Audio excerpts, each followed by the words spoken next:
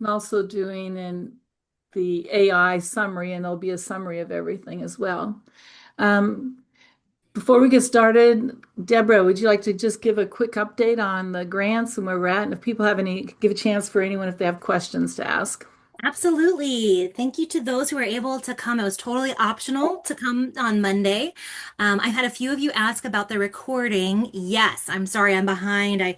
I'm working on uploading it right now, so I should have it uploaded today, and I'll send out an email with a link to the recording and also a reminder link to the um, application form and a reminder of the deadline. The deadline is July 17th, end of day.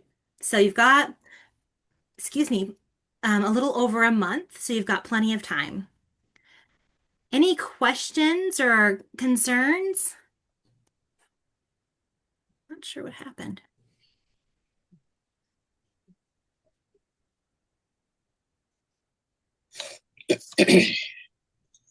Well, hopefully everyone has a lot of good ideas on how to spend their money. Yeah. Um, Oh, yeah, what I can do is just set up a link so that if people do want to set up time with me, they can just click on that and we'll find a time to talk through any questions they have individually. And that's my last thing.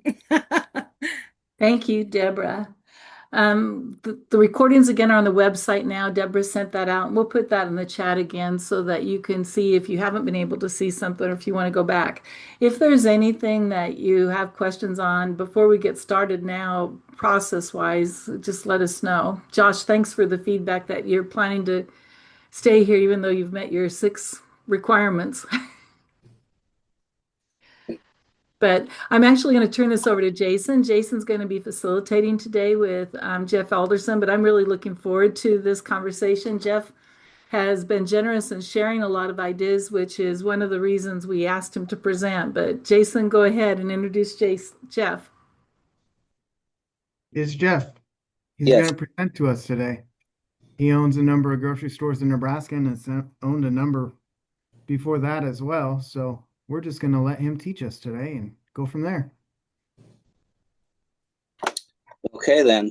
Um, First I want to kind of preface this by saying, as rural grocers, there are no rules for us.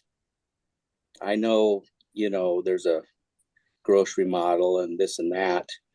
I don't even view myself as a grocer. I view myself as a retailer. Groceries is what part of what I sell, a big part of what I sell. Um, but again, anything I want to do in my stores, anything I want to sell in my stores, any concept, again, you own your business, you can do whatever you want. So don't be confined by conventional wisdom is, I guess, first of all.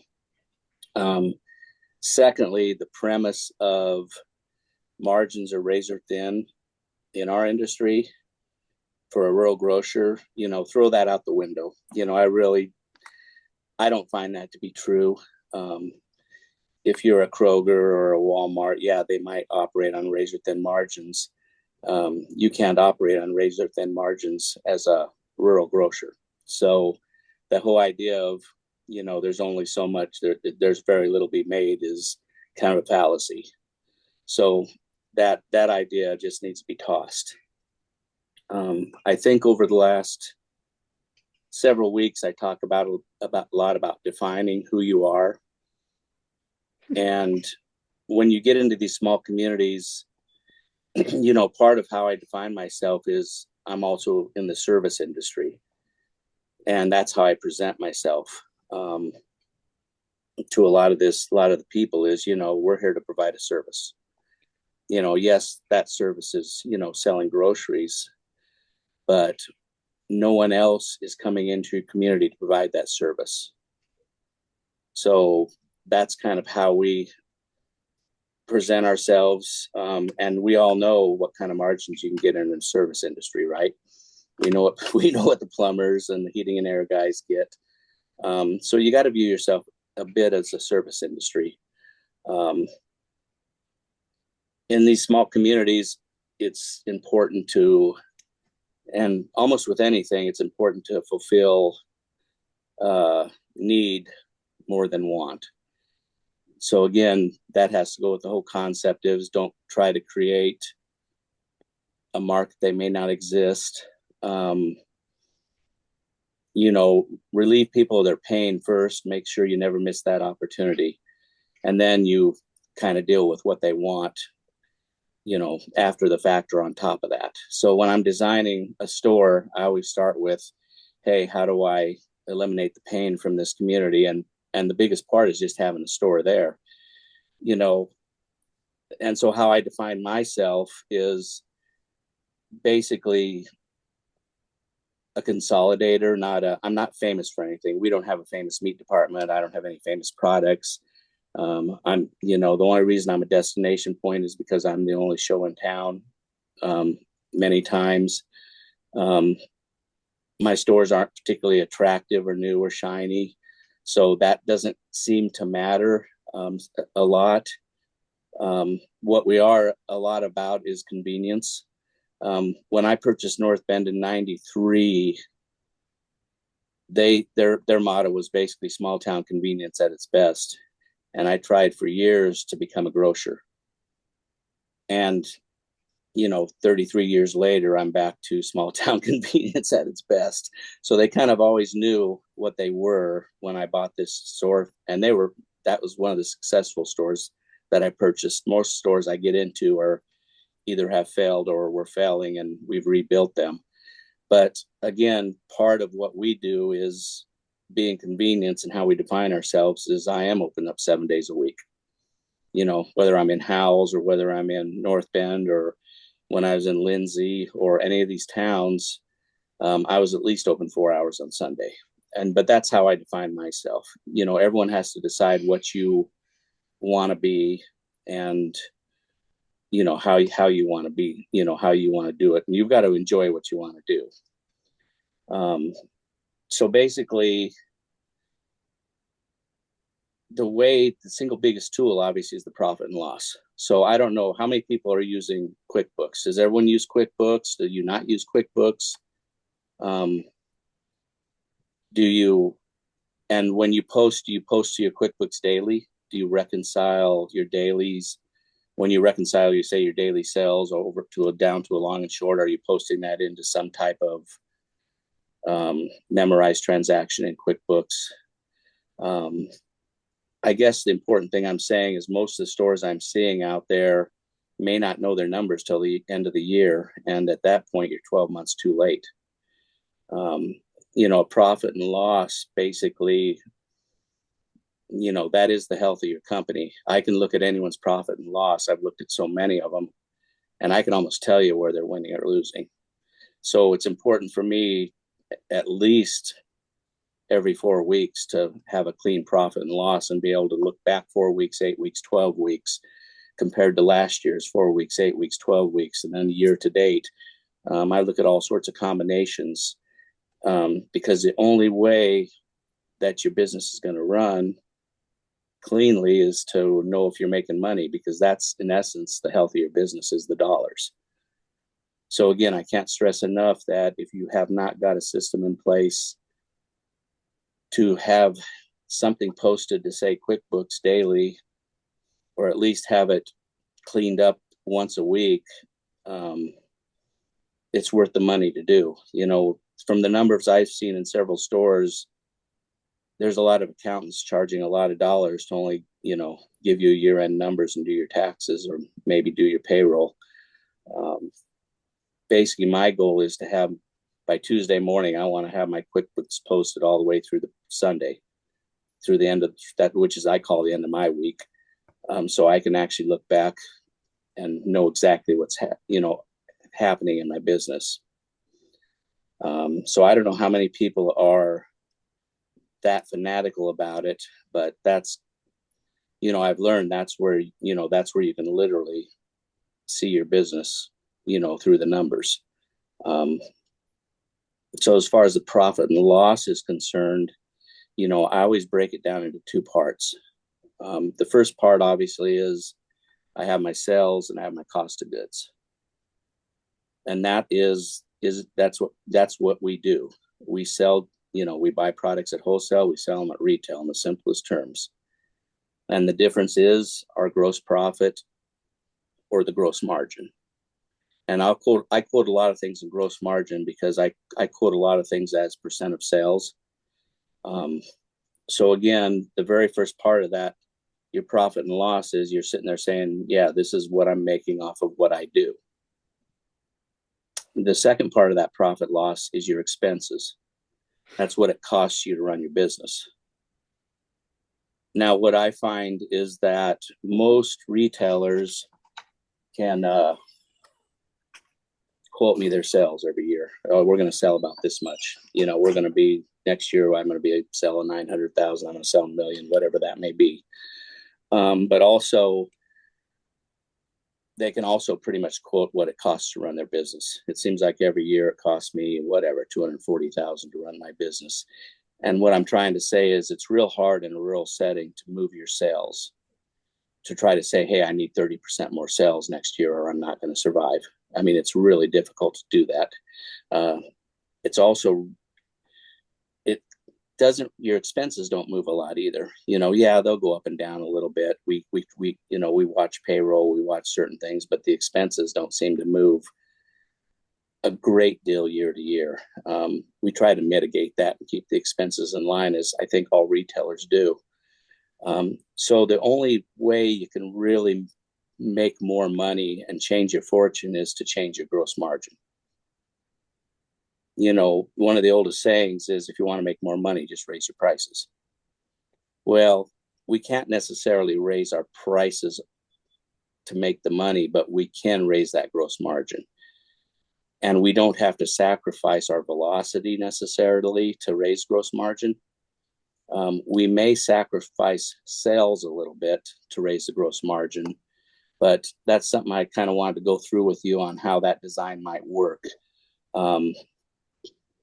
So again, when you're looking at a profit and loss, how many of you guys down at the expense side, when you talk about bookkeeping, filing, I stock shelves, I work the register, I do maintenance, how many people do all those tasks in your store? Okay.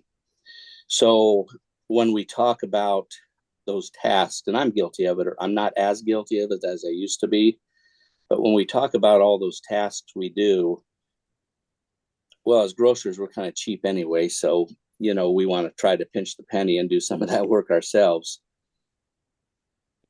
But in essence, what you're doing is you've just become an expense to your store,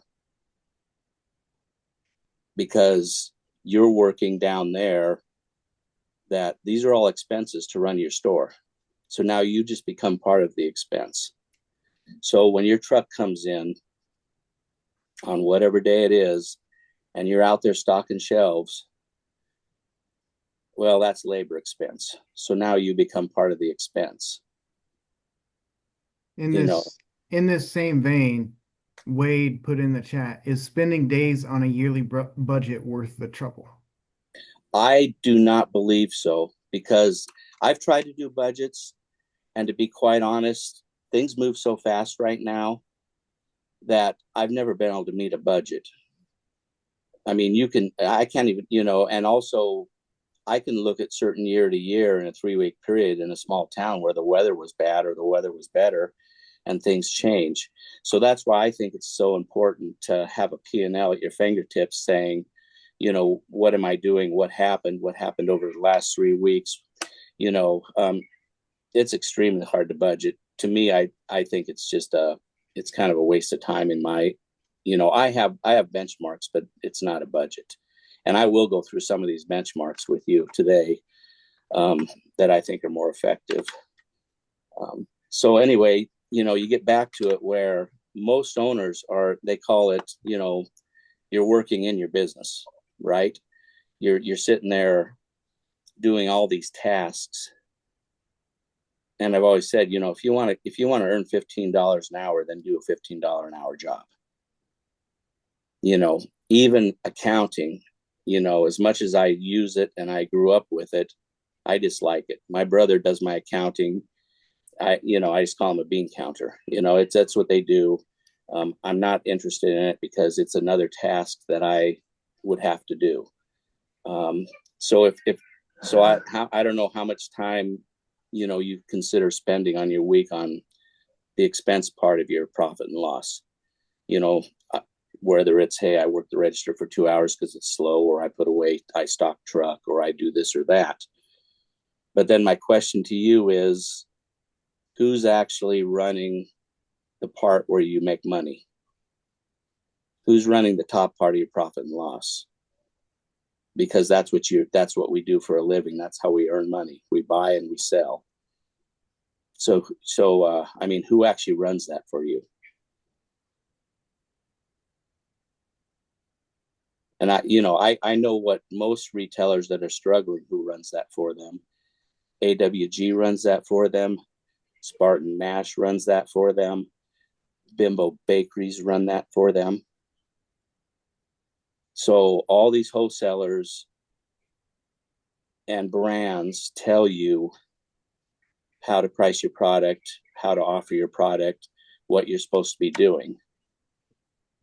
But they have no idea, how unique and what your store needs. For example, how many people have come in here and Bimbo Bakery walks in and says, oh, here's your new pricing. We've changed pricing. Here's your new retails. And they drop that sheet on your desk. And that sheet says 25.4%. That's what Bimbo Bakeries marks up. And up in Howell's, I bought that store a year ago. The first time the Bimbo Bakery guy walked into my office and dropped that sheet on my desk and said, oh, here's your new pricing. I said, no, that's your pricing. My pricing's slightly different. Because I run the top end of my profit and loss. I spend probably the first 30 to 35 hours of my week are literally buying and selling and structuring product and margins, because that's how we earn money. So if you spend all your time trying to save a dime, you're never going to earn money if you don't put the time into earning money. So, that's kind of how I use a profit and loss. I spend most of my time at the top end, of that profit and loss. AWG or Spartan Nash, I don't know much about Nash, but I know a lot about AWG. AWG wants to set your retails. In fact, they have a little thing called, oh, here's your rural retail. Here's your zone.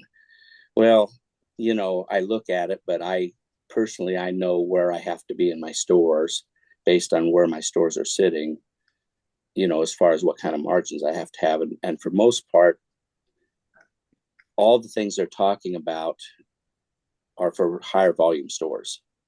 They really aren't because as far as a rural store, we don't do nearly the sales per square foot as some of these other stores.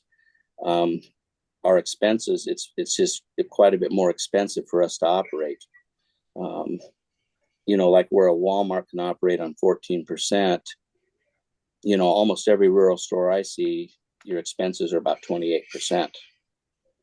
And so I want to keep that 28% in mind, because I'm going to talk about that quite a bit. And that's why I think a couple of weeks ago I said, well, how many people are doing actually 30% or more? Because I know if you're not doing 30% or more, you're struggling. I just know that. So basically, part of that 28%, and I'm talking about gross margin, is 3 to 24% of that is actual cash, meaning, or as far as the expenses, 23 to 24% is what it costs you to run most rural stores. If you have loan principal, which is not in your profit and loss, that adds another couple percent. There is depreciation in a profit and loss, which is, yes, it's on paper, but if you could actually retain that money, it helps in the future to replace equipment and stuff.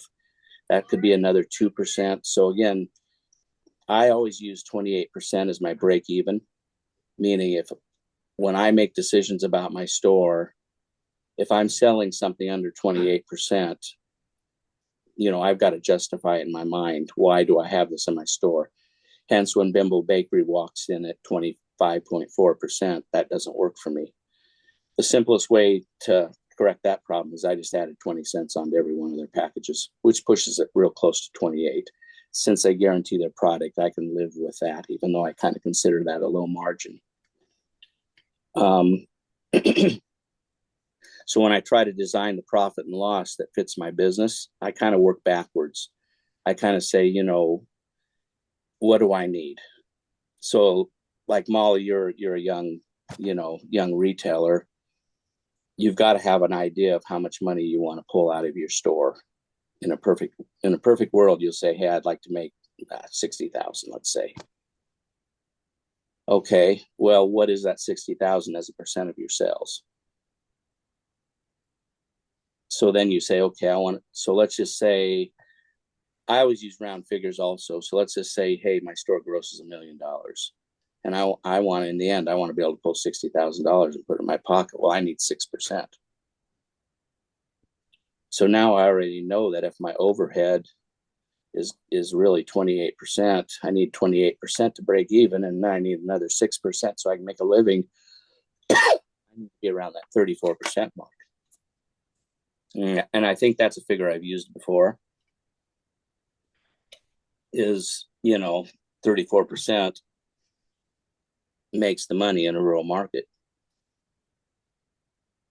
So all I have to worry about to do is go back at the top of that profit and loss and say, how do I create 34% on my product line? And it isn't just by raising prices completely. I think the first place I want to start is there's basically 3 areas that I look at. One's product mix, one's the base price structure. I mean, just my basic price structure in my store.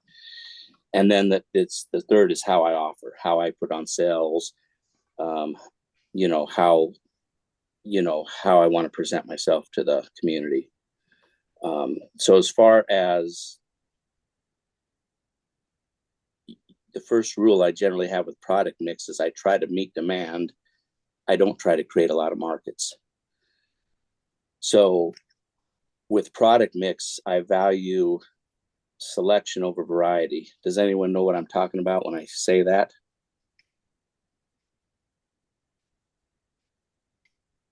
What I'm talking about is selection is, I'm going to use a visual aid here. Got a pack of best choice spaghetti, right? 16 ounce. That's a need for the community. Do you need 4 brands of pasta in your store? When I walked into Hal's, she had 4 brands of pasta, 4 brands of cake mix, 4 brands of everything. Well, that's having too much variety. What that town needs is a pack of spaghetti. They don't need American Beauty, Barilla, Cremette, Best Choice. So part of what I try to do is I limit duplication. So I'm always asking the question, what does this product serve? Why should it be on my shelves? I basically just sent over an article at LinkedIn, if people go look at it, about Trader Joe's and Costco. And it's just something that popped up yesterday when I was reading it. And what it was saying is that your typical Walmart has 100,000 SKUs. Your typical Kroger or other grocery stores might have 30 to 50,000 SKUs. Well, Costco and Trader Joe's, even though they're a completely different business, they carry about 4,000 SKUs in their warehouse or in their store. And the very last line of that article said that their philosophy is they spend a bunch of time deciding what brands don't belong on their shelves before the brands even hit their shelves. Now, for most small grocery stores, we've got all these different brands on our shelves.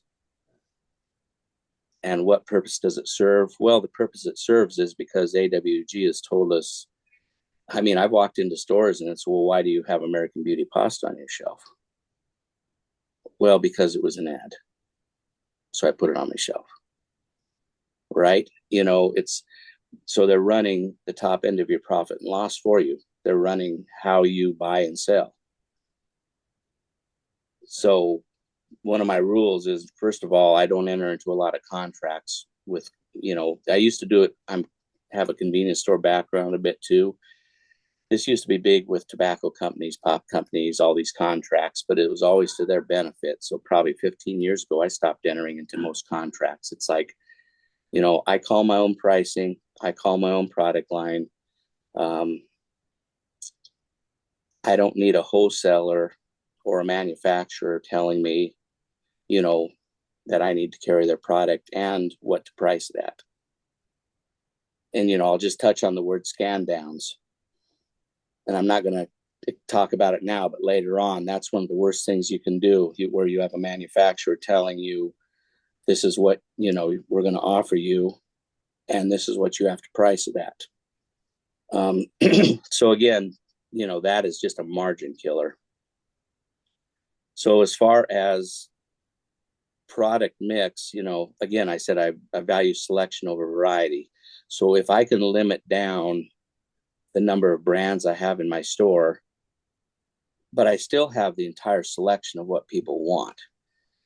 And sometimes it is the opposite of best choice. I do like to feature best choice. I wish I could just be a best choice store, but I have areas where my consumers want, for example, gelatin. They want Jell-O. They don't want best choice.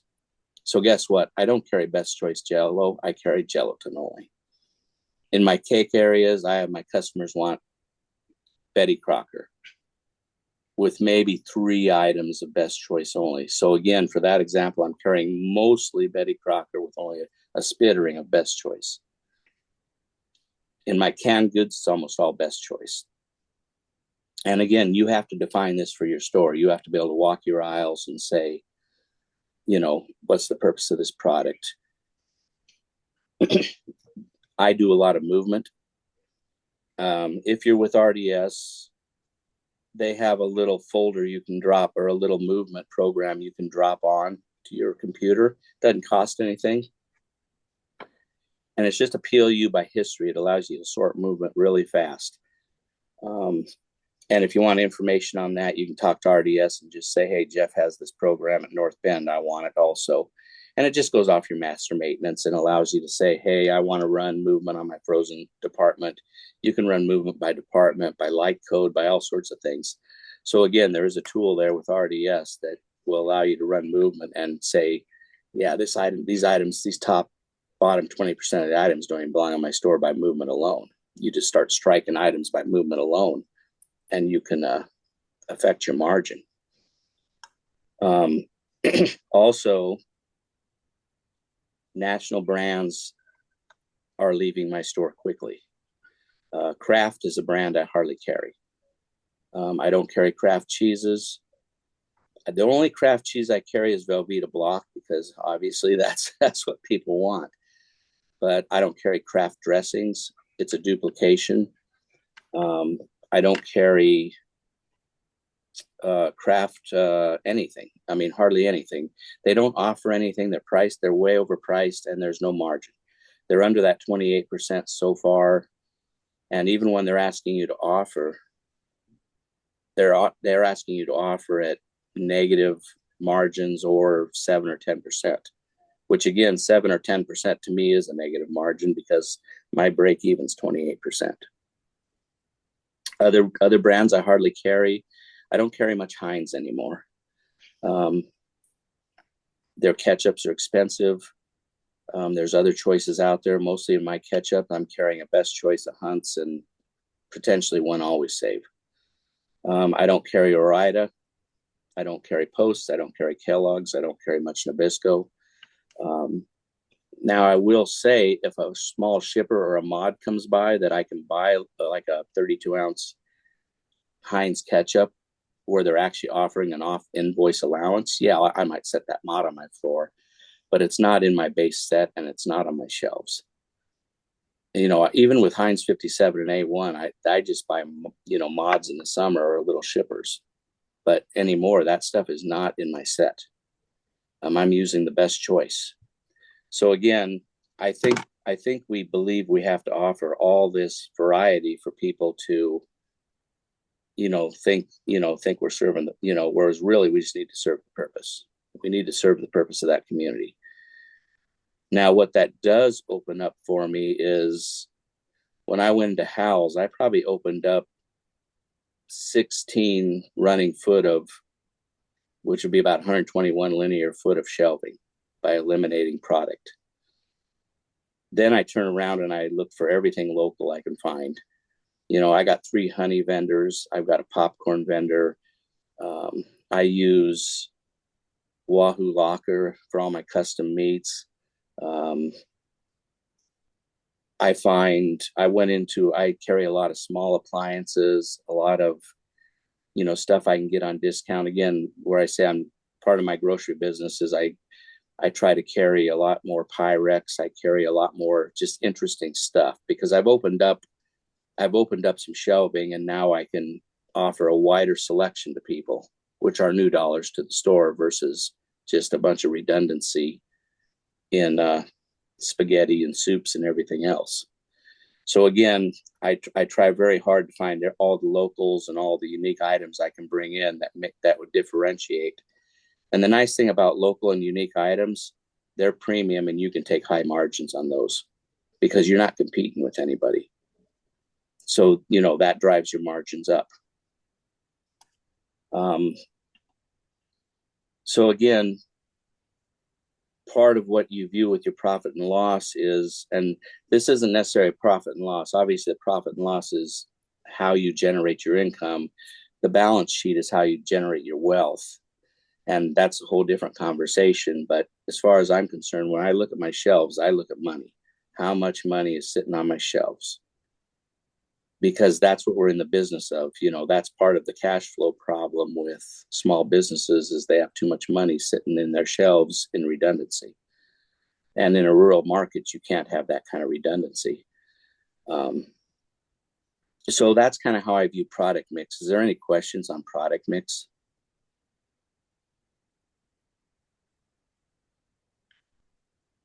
Any disagreements on product mix?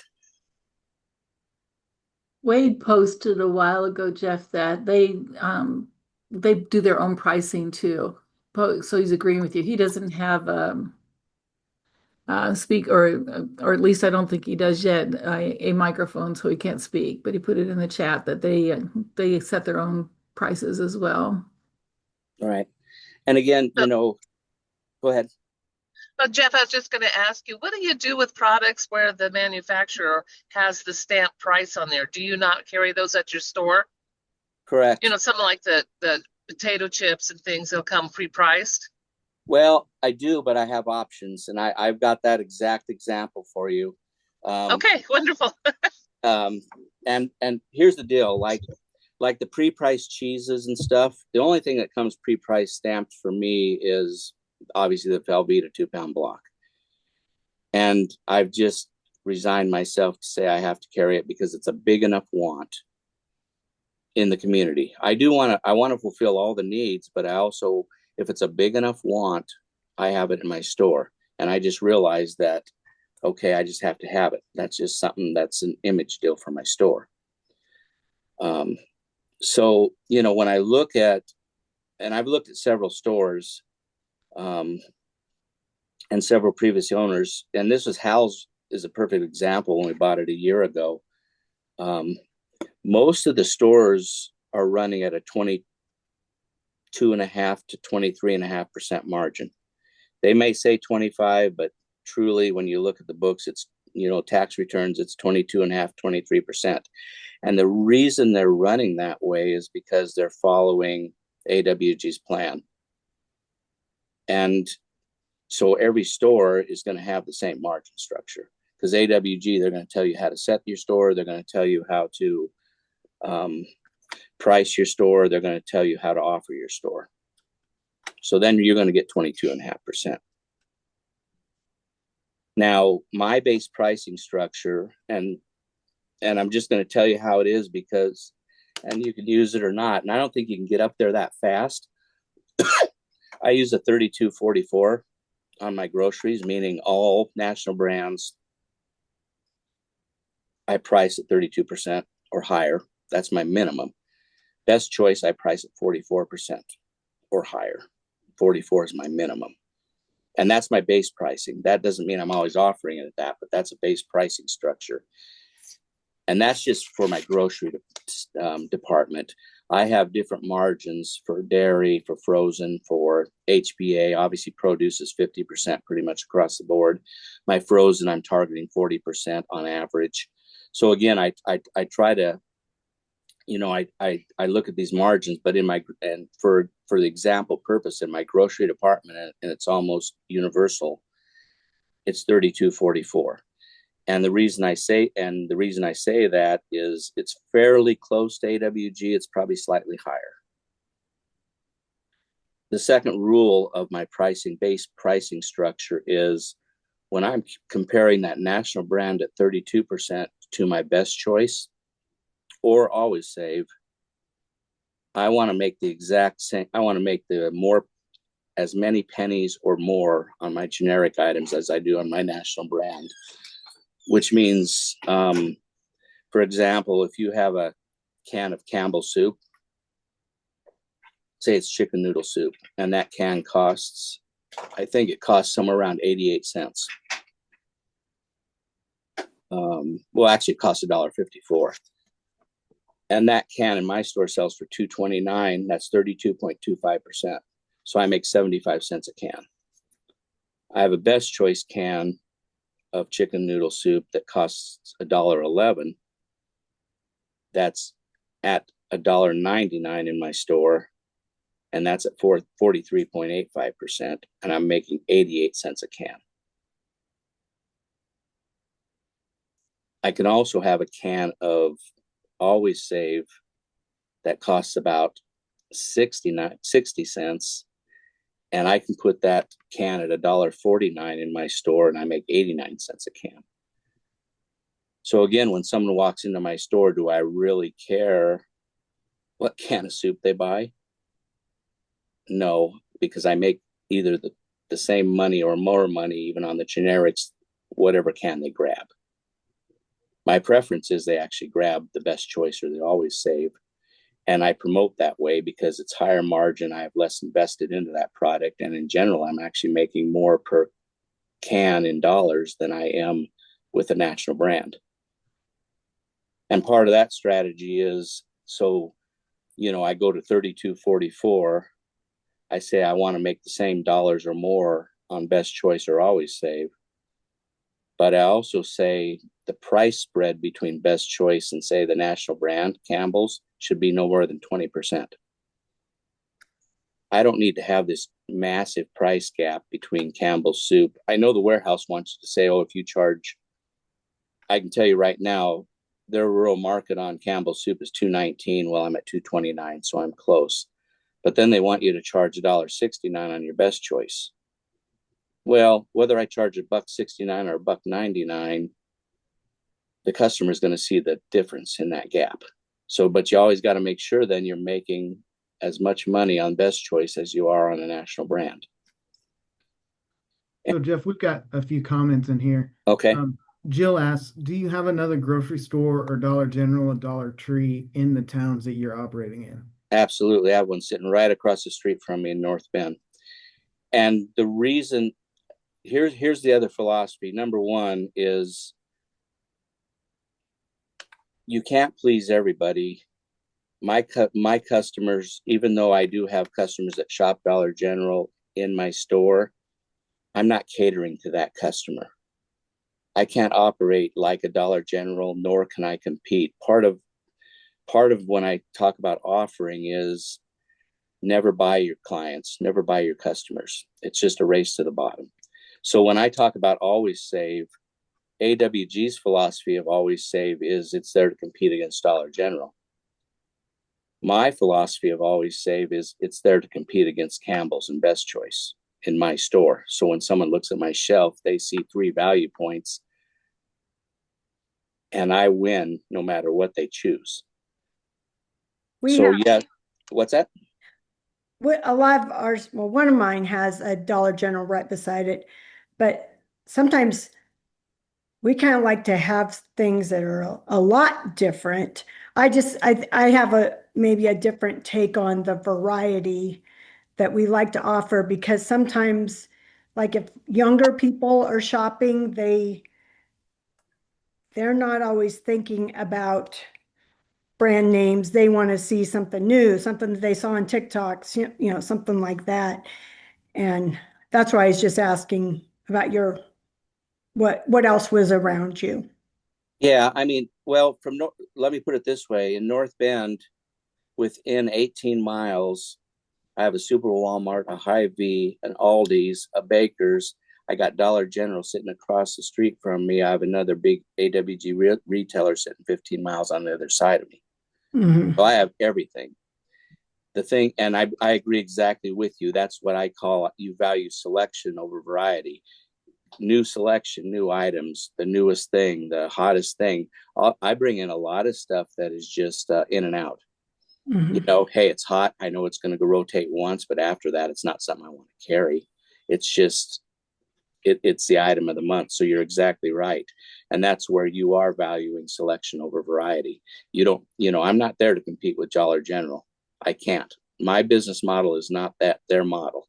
And that's why I said, define your store, define your model, stick with it, and develop it, because you can't compete with these stores.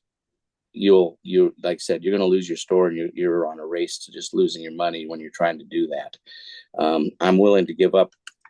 The thing is, if I don't carry a lot of Always Save in my store, I carry a few items because that is supposed to be the competitive brand with Dollar General. But there are a few base items I carry, but they aren't priced like Dollar General. I tell you that right now. They're priced to make money. But they also offer better value than Campbell's or, say, Best Choice or any other national brand. So again, I'm willing to give that up, because basically what I find is my customer base is probably the top 30% of the community.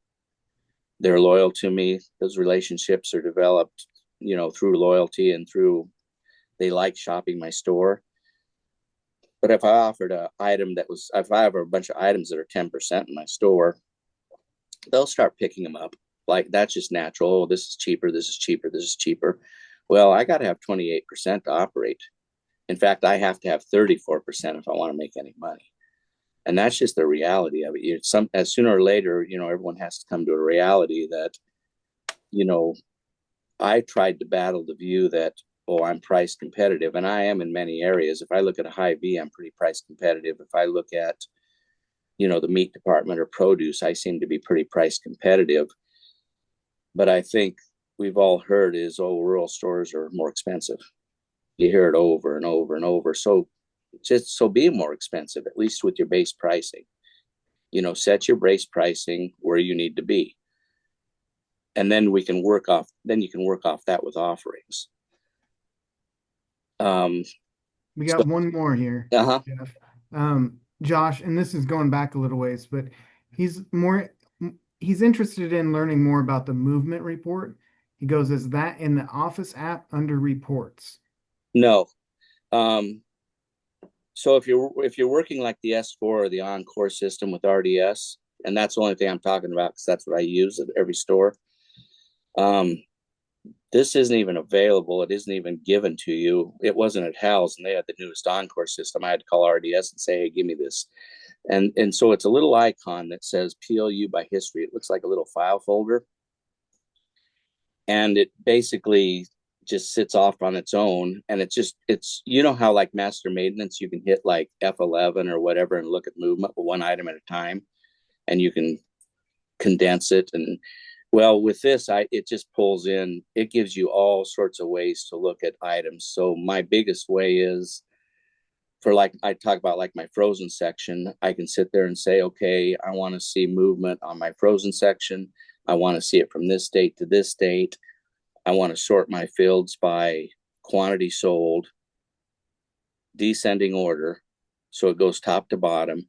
And then these reports also give you, here's the dollars you sell, here's the number of items you sell, here's the average sell per item in your frozen department. And you can manipulate this any way you want. There's all sorts of, you can sort by PLU, you can sort by like code. It's a great little tool that RDS has, and I don't think anyone knows about it or uses it because it just doesn't come with their package. I asked them to develop me movement. This was years ago. I said, I got to have some way of running movement better than what you've got available now. And they kind of said, oh, we have something for you. And when I asked them to put it on at Hal's, they just said, yeah, no problem. Obviously you pay them a maintenance fee. They just dropped it on and away we go.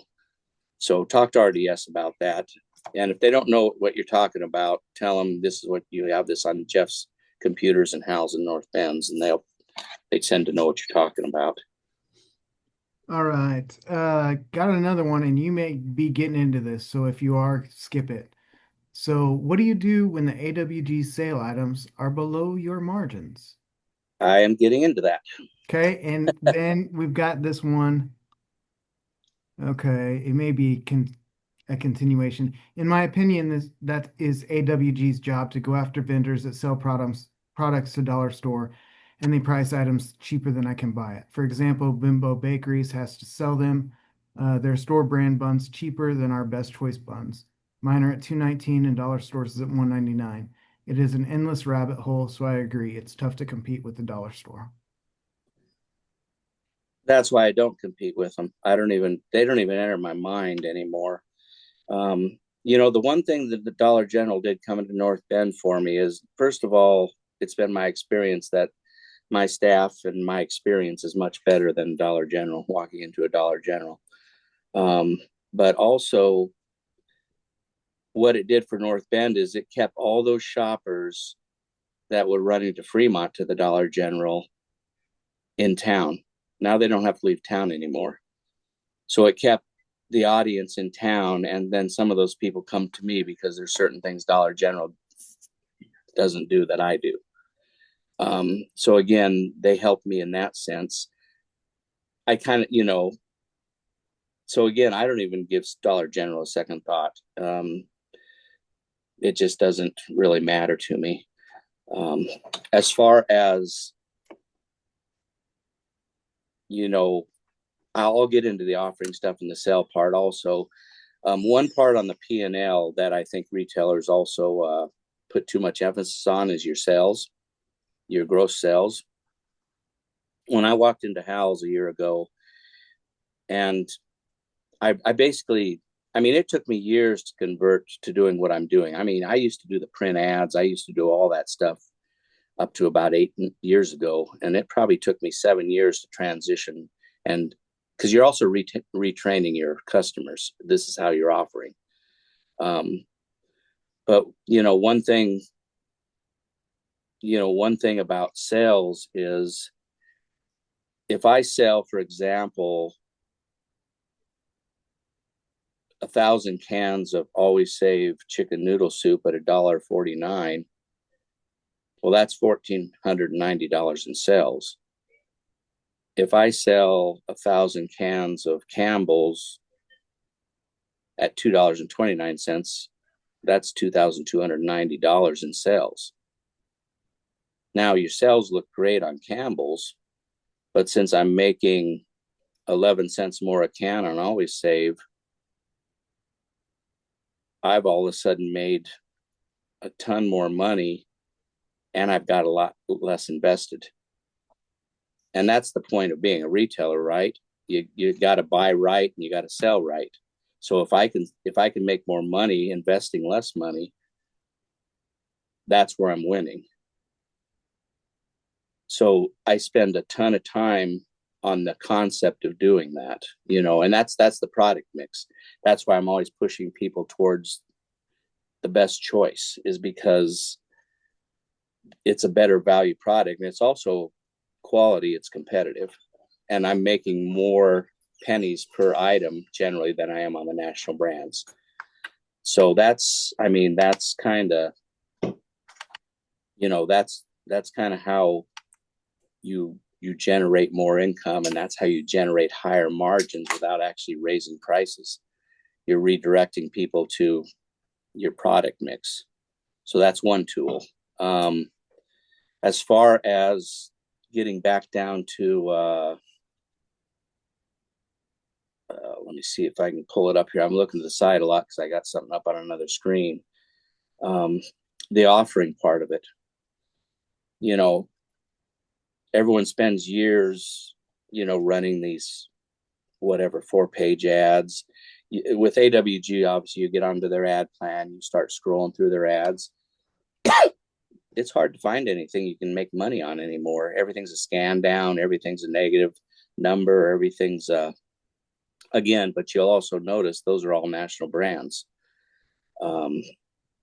So how I offer is kind of a mix, and and I've been doing it for quite a while. So I do use AWG's ads to some extent. I scan them, and just like customers do, I cherry pick them.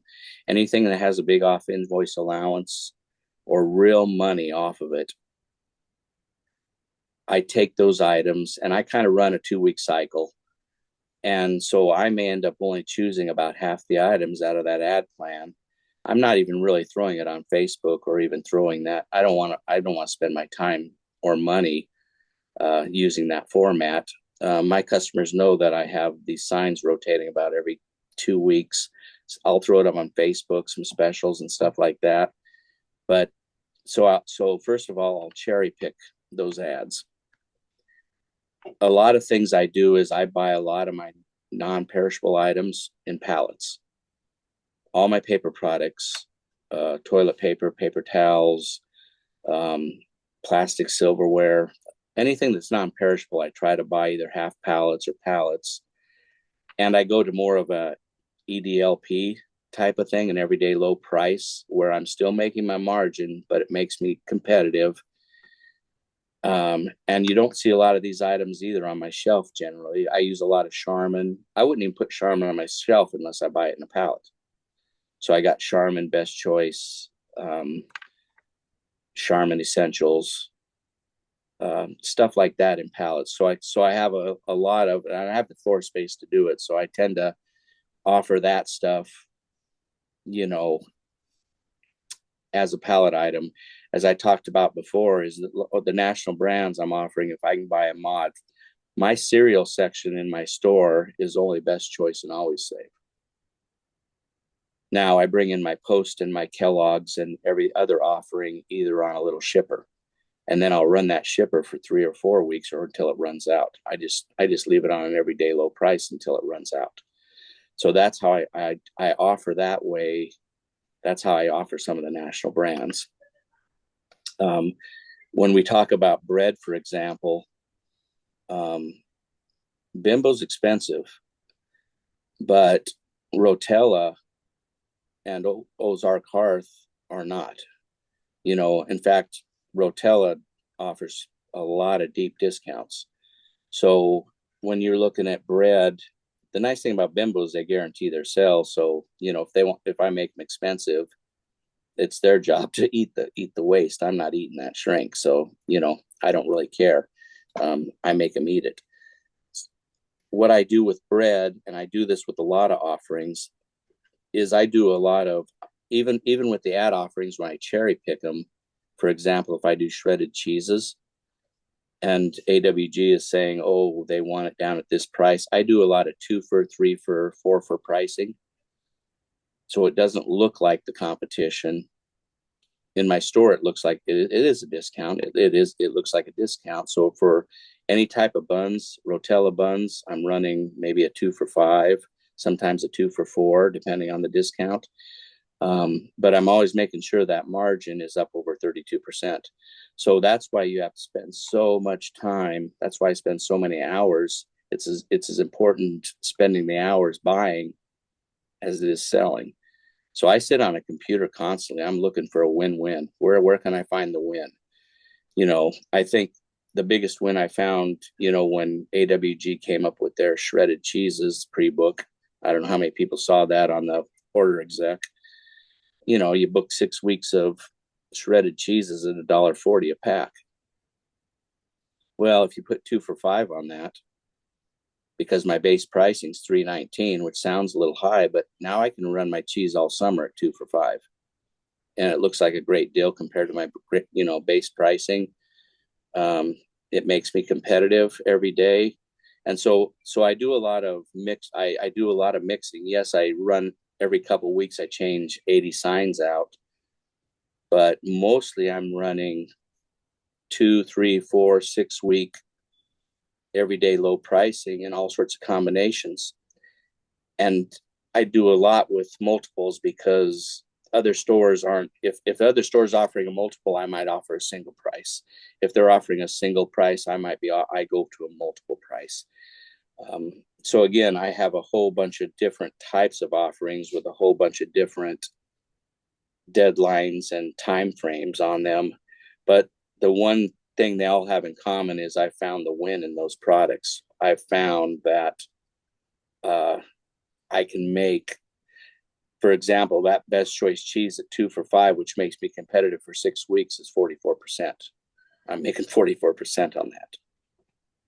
And I will sell it. That's my customers will buy that. As far as the question about the pre-price stuff that comes in, the perfect example is, and I want to show you this, you get Lay's chips, right? This is probably what we're talking about, right? This little Lay's bag of chips. Well, the unique one is, how many are familiar with Backers? Have we ever seen Backers before? Okay, and it's hard to see because these chips are, Backers is a local company. They're a family-owned company out of Missouri. They are a 4.25 ounce bag of chips, whereas Lay's is 2.5 ounces. So it's almost twice the size, and it is a quality product. The Lay's chips cost retail at $2.69. They stamp it right on the bag, right? But the cost is $1.88. So again, you're making 32%. The Backers chips, which are twice the size, the cost is 88 cents through the warehouse. So I can sell those Backers chips if I keep my spread close at $1.89. They look fantastic against Lay's, and I'm making $1 a bag instead of 75 cents a bag on Lay's. And then I'll turn around and I do a 2 for pricing on the Backers, and I say 2 for $3, which I'm still making 48%. But when I do 2 for pricing, I do it through an e-coupon. They must buy the 2s. When I do 2 for $3 for pricing, I tend to do an e-coupon. So they have to buy the volume to get the discount. And that's how I also drive a little bit of volume, is I try to use e-coupons quite a bit. So you'll see a lot of 2 for pricing, So again, it's also about, and when you do that, you got to manage your entire section. I kind of learned this back when, I owned Brady's Meats and Foods in Fremont for about 16 years. We sold a lot of beer.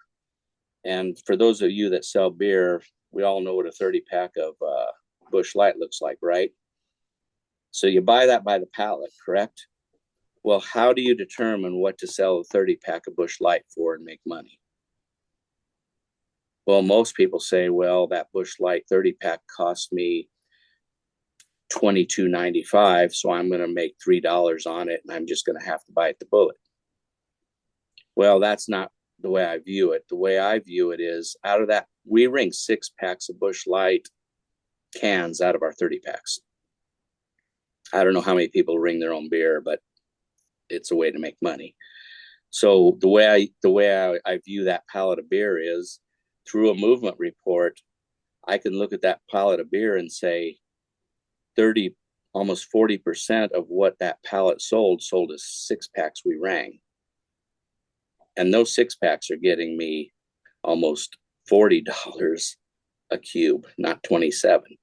So then I say if I average the 60% of cubes I sell with the 40% of 6-packs, I can bring those cubes in a lot cheaper because I'm offsetting my margin, by an average of how I mix my product. Again, it's all about product mix. I look at a bread section, I do the same thing. I said, yeah, Bimbo Bakeries is this high. I'm going to raise my margin because they're only 25, I can get them up to about 27, 28%. I really need that whole section up to 32. So again, you just got to sit there and work the numbers. It's just, and as far as ringing beer, I got a lot of cashiers standing around the front. I have them do it at the front register at night, otherwise their hands aren't busy at all. Their hands are typing, they're on their phone. So again, that's when they're ringing the beer. It's like, yeah, just take a cart of a few 30 packs up there and have them ring it while they're standing around. So again, that's kind of how I look at things. We have another question in the chat. So it says, what do you use for coupons? You mentioned e-coupons. Are they digital or? An e-coupon is actually a way of offering through the RDS system, through your master maintenance. So if you put in your ad flyer, or that 4-page flyer a lot of grocery stores run, they run it as a sale batch, right? You see it come up as it's in the 60s, it's a 60-something sale batch, right? Well, if you look on your master maintenance and you want to offer it, it's called an e-coupon. It's a different way of offering. So it tells the software at your register that it gives the discount on the last item. So if it's a twofer, it'll give the discount on the second item. If they only buy one, they don't get the discount. If they bring up two. So when I'm talking about e-coupon, it's just part of the RDS system that is offering. Now, the other and again, I realize that, you just can't rip the Band-Aid off and start making all these changes, especially in the summer when you're, selling a lot of items. But, the evaluation process, for example, when everyone runs a sale batch, when you do go use the AWG or Nash ads and you put it into a sale batch, do you review your sale batches when the sale is over? Do you go into master maintenance and review that? How many people do that? I mean, you can literally roll into your master maintenance. You can open that F9, it opens that sale batch. You click on that batch. You click on F4, and it'll tell you every item that was sold. It'll tell you how much you sold, what the volume of that ad item sold. It'll tell you how much you gave up to sell those items. And so if you start taking that times 52 weeks, it's going to tell you how bad it hurts your store. So for example, I know for a fact that if you follow AWG's plan, it will chink your gross margin 10%. Period. It's so there's also on the if you're an AWG store on storefront under financial, there's also an invoice analysis report. And most stores that I've looked at, this report actually shows you what you purchase and what you sell based on your price book, your base pricing. And most stores are around 33 to 34%. But they're also running AWG's standard offering program, so it's costing them 10%, so it gets them back down to 22 or 23. My report says 40.5%. My base pricing with AWG is around 40.5. That's where it has to be. The way I offer costs me about 6 or 7% of margin, so I get back down to 34%, which is where I want to be. So again, it's all by design. It's not by happenstance or by someone else telling me how to do it. This is why you have to run your business, not work in it. You spend a lot of time sitting in front of a computer doing this stuff. So again, as far as that goes, where are we at on time here? Now, About 20 minutes left. Okay. So you've kind of got the gist of how I think about things. And what we really want is y'all want solutions to turn it around quick. So I want to go through my top 7 solutions to get the thing turned around really, to help you turn it around. If you don't have a good P&L, just assume 28% is your break even. That you got to ask yourself, why would I sell this if it's under 28%? That'll take care of a lot of your problems alone. Now, I wouldn't say change your offering right now because you're in the heat of a lot of movement and a lot of sales.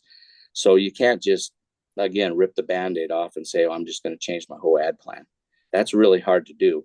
But what you can do is when I started changing my ad plan, because I used to put out 11,000 of them in Fremont, I had several stores on the same ad plan. Fremont was a little bigger. Lindsay was a 380 town, which I was putting out the same ad. I just printed on my ad, not all items available at all stores. And therefore, if I decided not to carry that scan down, sorry, it's just, I don't, 10 of those items aren't at my store. And it helped just to get rid of the really, really ones that damage your margin. The other way is mostly is your pricing structure. You can start tweaking immediately. And the way I do that is I've instructed AWG to send most of your maintenance price changes come down Friday nights, right? And you see them, they send all that pricing maintenance on Friday nights. I have them send it to me. Mine come down on the night before my truck. So I have a Wednesday truck. My price maintenance changes come in on Tuesday night, and they're current through Tuesday. And so when I walk in the morning into my truck, I'm not there to put groceries on the shelf. I'm there. I walk in, I review my maintenance pricing. I pull up my invoice, and then I scan every single margin on my invoice. And anything that's a name brand or doesn't meet what I think I've set as my goal, I literally go to RPA and I start making changes. I just get a list of codes, and it's just, hey, this national brand's is under 32%. I got to review it. Hey, this best choice item is under 44%. I got to review it. I direct price my produce, which I assume most of you do. So therefore, when that invoice comes in, I review my produce and I say, hey, anything under 50%, I got to review. And some things might be at 80%, so I need to lower them. So as far as produce goes, it gets reviewed by what comes into my store actually every week because it's such a perishable item.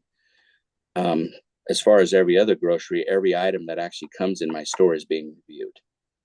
And that takes 2 or 3 hours in the morning to truck. At that time, I also review my sell batches. I also, if I've done a lot of pre-books and some mods or some shippers, I get that pricing straight, and I decide my time frame, and I get it on the floor, and I produce the signs and the time frames. So all that is done, in one shot when my truck comes in. I'm not trying to do pricing over the weekend when it comes in on Friday night. It's like, no, get your pricing changed over. Let's talk to Steve Bodie at AWG, get your pricing maintenance changed over to the night before your truck. And then instead of going out on the floor and stocking groceries, manage your price structure and then start making those changes in your price structure. If you want to start making small changes to your price structure, just take a section at a time. I'm going to review my pasta. I'm going to change my price structure. Or I'm going to review my soups. I'm going to start changing my price structure. That's stuff that's not overly noticeable in the summer. Now if you ripped your ad away from it, it would be, but you'd hurt yourself. But again, you can start making these tweaks, and price structure will be the biggest thing that makes you money. Again, I said, review your sell batches. You're going to start asking yourself, does this do my store any good, or why am I even running these items? Part of the offering too is with regular Lay's chips, when they want you to do a 2 for $7 or 2 for $6. I didn't mention this before. I set my own prices. I give a little discount. I went a whole year, 2 years ago, I went a whole year running 2 fors only on Doritos, Lay's, and it was 2 for every day. I just lowered the price a little. The guy gave me my discounts, and we tried to buy more during the discount periods. but I just lowered the price enough. I forced people to buy 2 packs to get the discount, and I never ran a chip in ad all year. I just ran twofers all year. Just had the signs on every bag of chips. Or 2 for this, 2 for this. And I made sure I made my margin doing it. But so it gave a little bit of a discount, but it just was more of a show. And that worked just as well as trying to put them on every 2 weeks. Direct price pros. How many people, just this is a side tool. AWG has a member savings program where you can set aside a little money. They'll tack it onto the top of your invoice. Does anyone use this? Is anyone aware of this? Okay, so AWG, you can actually save money in a savings account with them. And for example, because I have multiple stores, I started out doing it like $500 a week, because your grocery invoice comes in, it's 6,000, 8,000, 10,000, whatever it is, right? So if there's an extra $500 on top of that that's going to a savings account that's just drafted through the central bill, you don't miss it. It just is. You get used to it. So then at the end of 50 weeks, you have an extra $25,000 sitting in the savings account. You can tap that at any time. You can call them up and say, hey, send me a check. I got an improvement to make. I'm having a cash flow issue. It's come to the point now where, I have a few stores, I'm saving, my goal is to save $2,000 a week. So if I have $15,000 worth of grocery bills coming in, if I tack another $2,000 a week on that, I don't even notice it. But all of a sudden, 3 months from now, it's like, oh man, I got $30,000 sitting in my savings account. And a lot of times I do that because when I get the winter slows and I need a little extra money, it's sitting there and you won't even notice it. And now is a good time to start doing it. Is I think you call Cindy Putney at AWG. And again, it'll just show up on your financials as here's your member savings. If you don't use it, they roll it over to a certificate at the end of the year. And at any time you can call them up and say, hey, I want to cash that certificate and I need money to make an improvement, buy a piece of equipment, whatever. So there is a little bit of a savings tool there that, if you just get used to it, you don't really notice it. Do they pay a percent? No, you set whatever you want.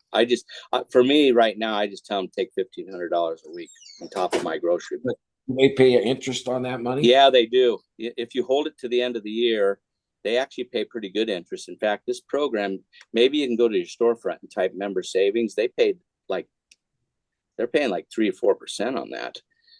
So it's not a bad deal. It's more like a money market rate. Right. If you cash it out before the end of the year, you don't get some interest. But regardless, it's just a good way to set some money aside without really, I just equate it to, hey, that's just, I hardly ever notice it. Brenda dropped in the chat that Cynthia is no longer with AWG as of Friday. Oh, okay. Well, I haven't talked to Cynthia in a while, so I guess I'll have to find a new name. So, that's kind of the quick concept of, a lot of the solutions is, if I've confused anybody on, the product mix or price structure, I'm willing to talk to anybody. If you want to come to my store, sit down or whatever, I can walk through. It's hard to visualize without seeing it, or it's hard to visualize, especially all the margins in every department, to how to mix it and how not to mix it. But again, the general concept is your profit and loss. You've got to have that at your fingertips, because unless you're seeing it, like last spring, for example, I decided I'm going to buy a ton of pallets. That's how I'm going to offer this year. I'm going to litter my store with pallets. So I pre-booked and paid for a load of product in March and April. So of course I knew my gross margin was going to be down. I had all this money wrapped up in sitting on my store floor. But by the end of the year, it all leveled out. So I could justify a bad margin, but at least I knew what the margin was. And if you don't know what it is, it can get away from you real quick. There is one thing I did want to touch on, and it has to do with cash flow.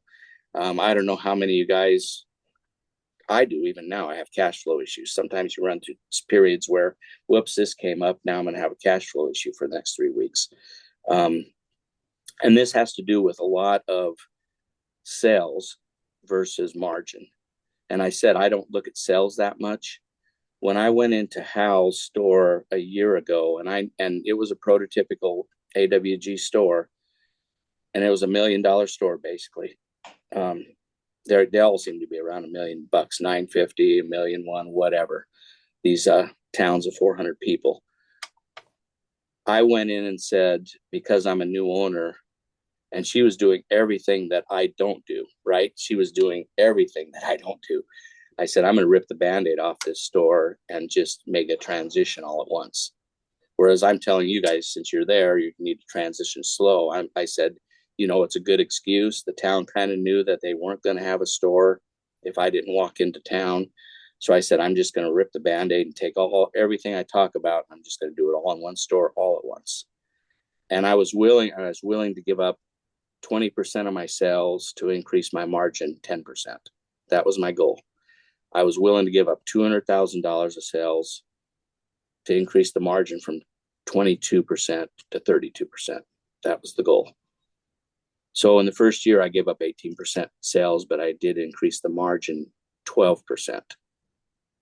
Now, that didn't necessarily mean I lost velocity. Sales aren't necessarily velocity. Velocity is the number of items you move. And, there's a quick example I want to give you that kind of shows this. I always come back to the chicken noodle soup because it's always the same product. It makes the same point.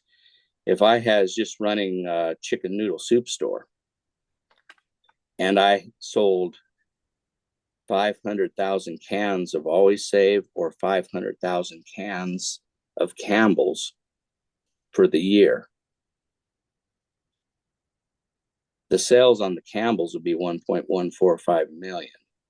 The sales on the chicken noodles, the Always Save, would be 795,000. Now, most retailers sit there and say, I want the $1 million store. But the cost of putting Always Save on my shelf would be $360,000 for the year. And the cost of putting Campbell's on my shelf is $780,000 per year. So I'm actually making $435,000 of gross profit on Always Save versus $365,000 of Campbell's. So not only do I make more money, I'm moving the same velocity, same customers. I'm serving the same number of customers, 500,000 cans. But because the product is so different, and I use the extremes, in the reality, it always falls somewhere in the middle because we mix product. So, for example, if my grocery bill, like through AWG, was, say, $15,000 a week, which it would be to buy Campbell's, and my profit was $7,000, well, I'd certainly rather have my grocery bill be $6,900 a week and make $8,300 in profit selling Always Save, or a product that is of better value to my store. So again, sales don't always necessarily mean you aren't serving the community or moving the velocity.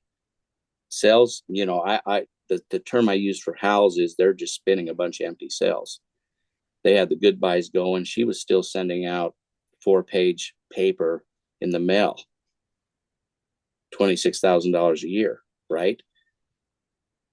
And she had the good buys going, so she had 6,000 SKUs in that store, and 3,000 or more on discount. So again, you can't always be blinded by store sales.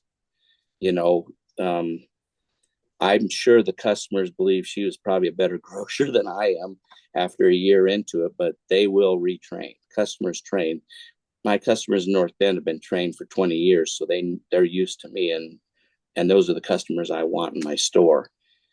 The other thing you get into with having less product on your shelf, less duplication, better value product is if I'm selling 500,000 cans of Always Save, and let's say we've talked about turning our inventory over every 20 days to be a profitable store, I have to have $138,000 of inventory on my shelves to service. You get a truck at each store per week? Yeah, once a week, each store. Now I did like when I owned Brady's and North Bend as a combination, they're 15 miles apart. I ended up just bringing in a truck into Fremont, and then I have a trailer and I'd move it into North Bend.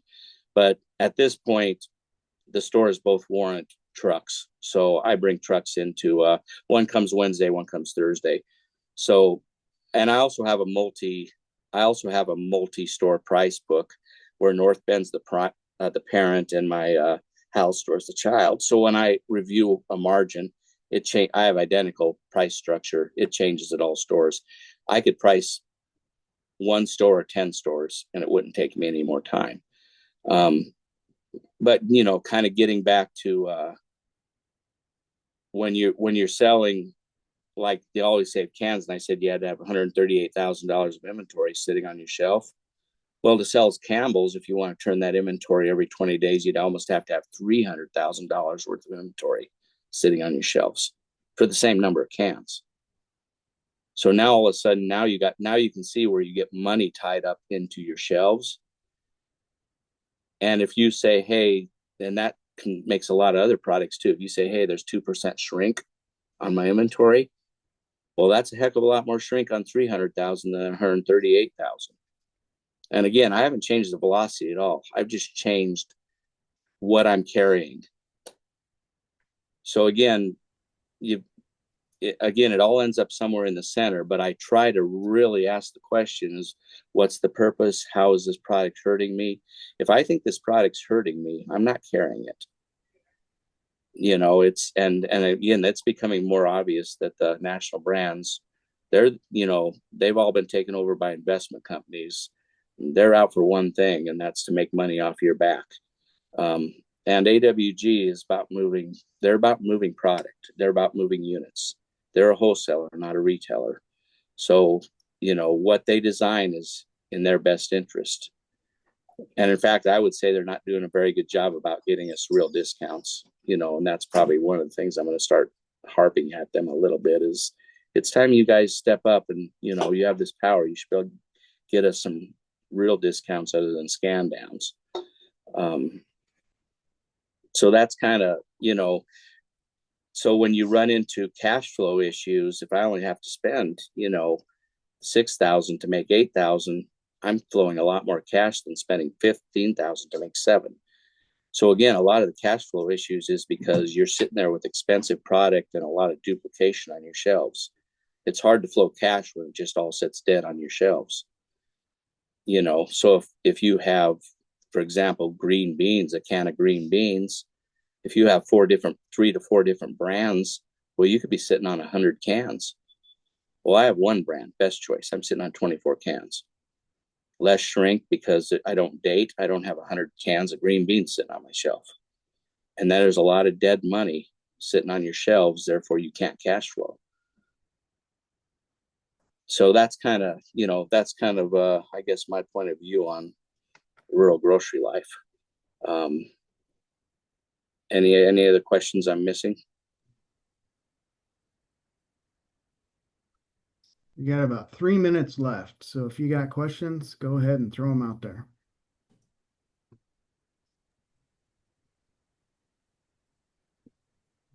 And we can stay on if people have other questions, or thoughts or would like to talk. I'm curious, Jeff, you shared so many ideas, and there's been other people that have been in the business for a long time. Are there anything relative to this that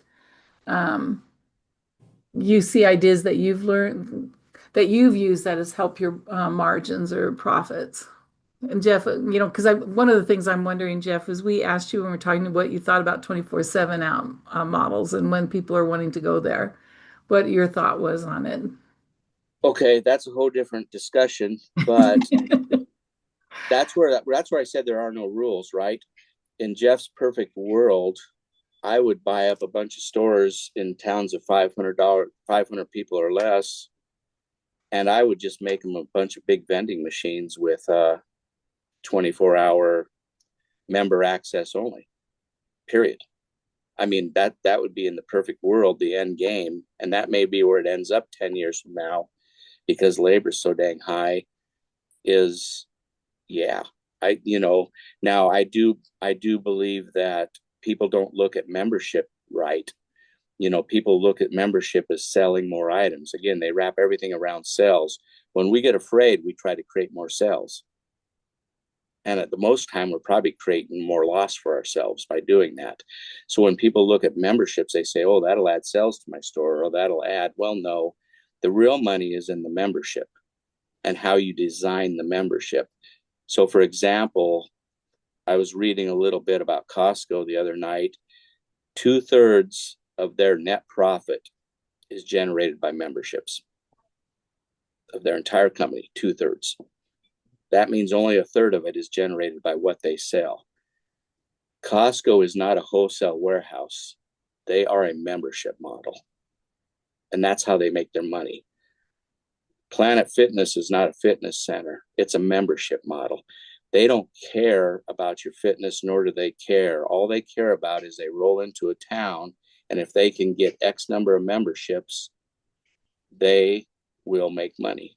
That's the same with these car washes that sell you memberships. It's a membership model. So if you want to put a membership model in your store, make sure it is a membership model. Don't think it's going to, because trust me, what it costs you to put it into your store and the headaches that you have people in your store without people being there to watch them is going to cost you more money than the groceries you're going to sell or the profits you're going to make on that. So the real money is in the membership fees and the design of those fees, and how do you attract people to actually want to be a member? And I think that has a lot to do with when people are forming co-ops.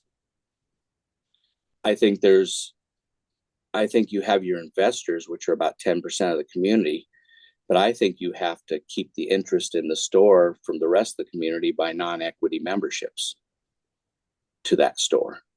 And so when you're trying to form a co-op or form a small store, I think a non-equity membership is another piece that you need. But how do you attract people? Well, the first hook is it's after hours shopping. That's a big hook to want people to have a membership. If I was doing the membership, I would also say I'm going to donate 2% of all member purchases back to community.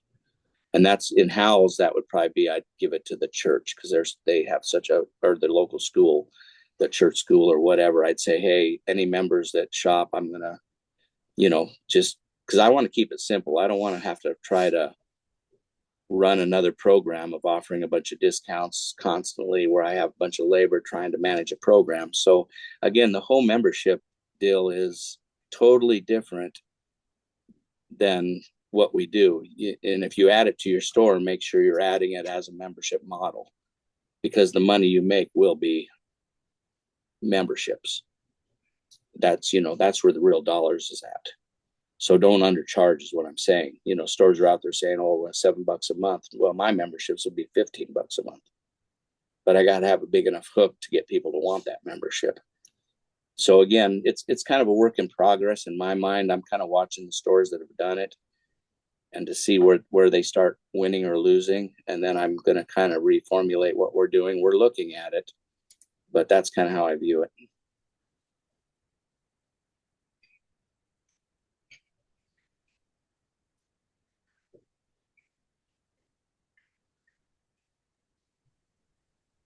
Well, again, I poured over a ton of stuff. So, like I said, that's, you guys have my contact information. If you want to get a hold of me, happy to talk to anybody anytime, and explain anything more in detail that if I've confused you over at this point.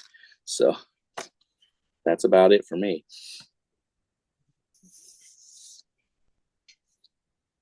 Well, thank you very much, Jeff. I think thanks for sharing your knowledge. I think your industrial engineering degree has really helped on the systems of thinking about this. So you have a different, I think, vantage of looking at the grocery business than others when they're getting into this role too.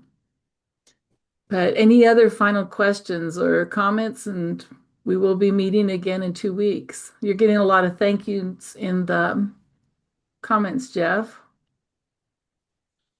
Should have charged.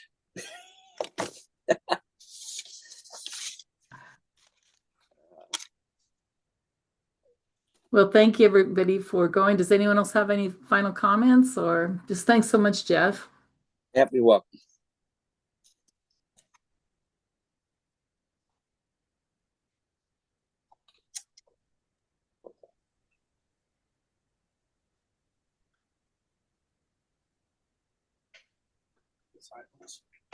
Uh,